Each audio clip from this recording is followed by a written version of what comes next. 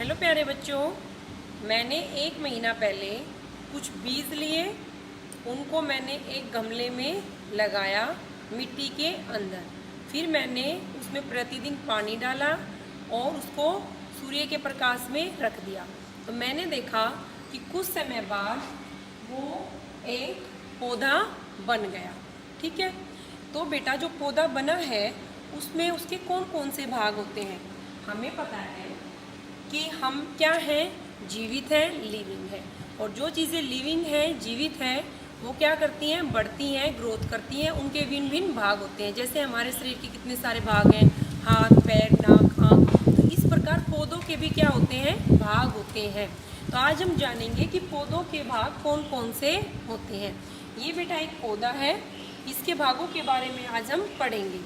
सबसे पहले हम बात करते हैं पौधे का वो भाग जो जमीन के अंदर होता है, उसको हम बोलते हैं जड़। ठीक है, क्योंकि जड़ें किसके अंदर होती हैं, जमीन के अंदर होती हैं। और जड़ों का काम क्या है? जड़ों का काम है मिट्टी से खनिज तत्व लेकर, पानी लेकर पूरे पौधे में पहुंचाना।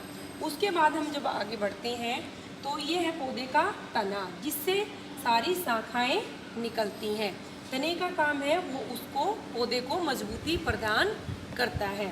फिर उसमें से क्या निकलती है, लीफ यानी कि पत्तियां निकलती हैं। पत्तियां होती हैं बेटा पौधों का किचन। किचन में क्या होता है, खाना बनता है ना। तो यहाँ पर भी जो पत्तियां होती हैं उनका काम क्या है, खाना बनाना। और पत्तियां कैसी होती हैं, हरे रंग की होती हैं, क्योंकि इसके अंदर क्या होता है, क्लोरोफिल नामक एक पिगमेंट होता है जो इनको क्या रखता है, हरा रखता है। तो ये पत्तियां क्या है, रसोई घर है, किचन है, किसका, प्लांट्स का।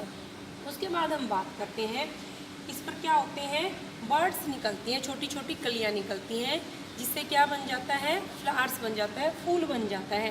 तो जो फूल है उसमें क्या होते हैं, सीड होते हैं, यानी कि हम फूलों को बीज भर भी बोल सकते हैं। और उसी फूल से बेटा क्या बनता है, फल बनता है, जिसे हम मज़े से खाते हैं।